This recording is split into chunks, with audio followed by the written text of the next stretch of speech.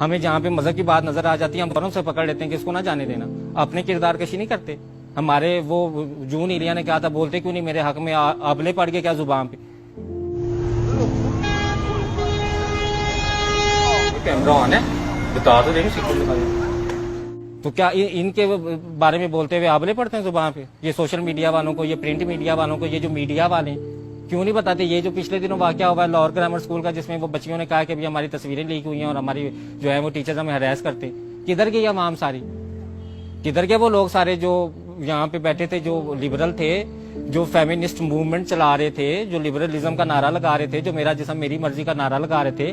ان لڑکوں کی وہ لوگوں کی زبان پہ آبلے پڑ گئے. آپ کیوں نہیں بولتے؟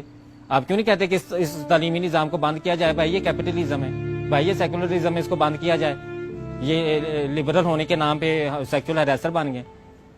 وہاں پہ تو ہمیں کچھ بھی نظر نہیں آتا, وہاں پہ تو ہم پرسنل میٹر کہتے ہیں. لیکن کسی مدرسے کے اندر ہمیں کوئی واقعہ نظر آ جائے پھر ہمارا دیکھیں کیسے جوش جاگتا, پھر دیکھیں ہمارے اندر کیسے شعور کی جو ہے وہ کھڑکیاں کھلتی, ہمیں کیسے نظر آتا سب کچھ. ہم لوگ منافق لوگ ہیں, ہم لوگ دوگلے لوگ ہیں.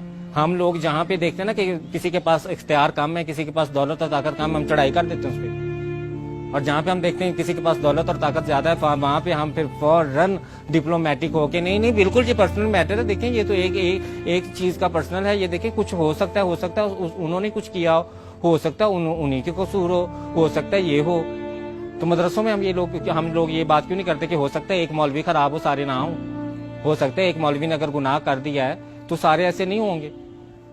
استاد جو روحانی باپ روح کی تذلیل کر رہا ہو, جو تصویریں سینڈ کر رہا ہو, استاد آپ روح نہیں کانپتی یہ بات سن کے کہ استاد اپنے طالب علم کی ننگی تصویریں لگا رہا ہے. ہمارے رب نے, ہمارے اللہ تعالیٰ نے جو ہمارے نبی پاک صلی اللہ علیہ وسلم پہ پہلی وحی بھیجی وہ کون سی تھی؟ پڑھ اپنے رب کے نام سے جس نے تجھے پیدا کیا. تو پڑھائی کی تو اتنی تعلیم کی اہمیت تھی, تو وہ تعلیم کی اہمیت ہمارے معاشرے میں تو ایک کاروبار بزنس بن گئی. مطلب کہ وہ جو ایک ٹیچر کی قدر تھی, وہ جو ایک روحانی باپ کی قدر تھی, وہ ہمارے پاس نہیں ہے. ہمیں پتہ ہی نہیں ٹیچر کیا ہے. ٹیچر ہو تو ہمیں پتا ہو. ہمارے پاس تو بزنس ہے کہ پرائیویٹ سکولز میں آج کل جو ہے نا ڈے بڑے منائے جاتے ہیں. آج ہم جو ہے وہ ٹورزم ڈے ہے, آج فلانا ڈے ہے, آج فلانا ڈے. کیا کہ اگر تو روز پڑھائیں گے تو ماں باپ سے پیسہ کیسے کھینچیں گے؟ وہ چیز جو ہونی چاہیے بزنس وہ کہاں سے آئے گا؟ پھر انہوں نے یہ بہانے رکھے ہوئے, پھر ایسے دن منا کے نا تو وہ ماں باپ سے جتنا وصول کر سکتے ہیں وہ کرتے ہیں. مطلب کہ مجھے تو لگتا ہے کہ کل کلام کوئی ایسا وقت بھی آ جائے گا کہ اسکول والے کہیں گے کہ آپ کے بچے کی جو ہے نا سائیکولوجیکل ہیلتھ اور مینٹل ہیلتھ کے لیے آپ جداد کا آدھا حصہ بھی ہمارے اسکول میں رکھوا دیں, تاکہ بچہ جو ہے نا وہ مینٹلی ریلیکس رہے, اسے پتا ہو کہ میرے پاس فیوچر سیکورٹی ہے. ظاہر بات ایسے تو نہیں نا کہیں گے کہ ہمیں آدھا حصہ جداد میں سے دے دو. اس کے لیے بھی ایک بہت بڑی فلم بنائیں گے. اس فلم کے اندر پھر انہوں مختلف فینسی لفظ استعمال کریں گے. بہت زیادہ ضرورت ہے سائیکو سوشل کاؤنسلنگ کی آپ کے بچے کو, اور اس کی فیوچر سیکورٹی بہت ضروری ہے. آپ تو جانتے ہیں نا, تو آپ ایسا کریں اپنی جداد کے کاغذات بھی ہمارے اسکول میں رکھوا لیں. ابھی ان کا بس نہیں چلتا, وہ شروع تو یہاں سے بھی وہ یہ بھی چھوڑے نا. یہ تعلیم کون سی ہے بھائی؟ یہ وہ والی تعلیم ہے جو ہمارے نبی پاک صلی اللہ علیہ وسلم نے کہا تھا کہ علم حاصل کرو چاہے چین بھی جانا پڑے. چین میں یہ والی دن بنانے سیکھنے جانا تھا کہ مارڈ ڈے کون سا, اور پرپل ڈے کون سا, بلو ڈے کون سا, اور فلانا ڈے کون سا. یہ والا وہ علم نہیں تھا. وہ علم تھا جو ہمیں جہالت سے نکالے, جو ہم ابھی تک نہیں نکلے. پھر ہمارے نبی پاک صلی اللہ علیہ وسلم نے فرمایا کہ ماں کی گود سے لے کے مفہوم ہے کہ قبر تک علم حاصل کرو. اب ماں کی گود سے لے کے قبر تک علم حاصل کرنے کا مطلب کیا ہوا کہ بیکنا اس کو شکر ہے یہ ابھی بات پتہ نہیں چلی. ان مہنگے اسکولوں کو پتہ چل گئی تو انہوں نے کہنا کہ آپ اپنے بچے کے بڑھاپے تک کی فیس جمع کرا دیں, تاکہ یہ مرے گا تو ہمیں پتہ چلے گا کہ اس کے مرنے تک ہم ساری اس کی فیس جو ہے وہ لے لیں. اس کی زندگی میں جو کمائے گا اس کا شیئر بھی ہمیں دے دیں. یہ تو ابھی انہیں پتہ نہیں ہے کہ ہمارے اسلام میں تو قبر تک علم حاصل کرنے کو کہا گیا. انہیں آج یہ پتہ چل جائے تو یہ دیکھنا کل ہی یہ کوئی پرپوزل نکالتے, ماں باپ پیرنٹ ٹیچر میٹنگ بلائیں گے اور اس میں کہیں گے کہ بھئی آپ کے بچے کو مرنے تک ہم تعلیم دینا چاہتے ہیں. یہ تو آپ 16 سالوں کے بعد تو پھر ہمارا بزنس بند ہو جائے گا, آپ کا بچہ نکل جائے گا, پھر ہم فیس کہاں سے مانٹیں گے. تو وہ یہ والا علم نہیں تھا. ہمیں سوچنا چاہیے ہمارے نبی پاک صلی اللہ علیہ وسلم نے کون سا علم ہمیں کہا تھا کہ جا کے حاصل کرو. وہ آپ کو واقعہ تو یاد ہی ہوگا کہ جب فتح مکہ کے موقع پہ جو قیدی غلام تھے ان کو کہا گیا کہ آپ 10 لوگوں کو پڑھائیں اور آپ کو رہا کر دیا جائے گا. آزادی کی قیمت تعلیم کے ساتھ جوڑ دی. مطلب کہ آپ کو یہ تو نہیں کہا گیا کہ آپ اتنا زیادہ مالے غنیمت جتنا بھی ہے وہ استادوں کو دے دیں. اس وقت یہ स्कूल उस वक्त के खुले होते ना तो इन्होंने कहना था कि जी ये माले गनीमत जितना भी है ना ये बच्चों की सोशल सिक्योरिटी के लिए हमें दे दें, ये हम अपने पास रख लेते हैं, बच्चों का माला तालीम देने। इन्होंने फिर भी माले गनीमत ले लेना था, तालीम नहीं देनी थी। अब मुझे समझ नहीं आती कि एक तो माँ बाप बेचारों ने जान तोड़ के, जान मार के, फाके करके, पैसे इकट्ठे करके बच्चे को स्कूल में दाखिल करा दिया। 10 साल मैट्रिक तक वो इंतजार कर रहे हैं कि ये कोई 20 दिन तो एक हफ्ते में मनाता है, पता नहीं किस किस चीज के ये दिन मनाता है। तो ये तो पता नहीं 10वीं के बाद निकलेगा तो ये क्या अफलातून चीज बन के निकलेगा। तो वो तो अफलातून बन के नहीं निकलता, वो तो या रेपिस्ट बन के निकलता है, या वो सेक्सुअल हरेसर बन के निकलता है, या वो ड्रग एडिक्टेड बन के निकलता है।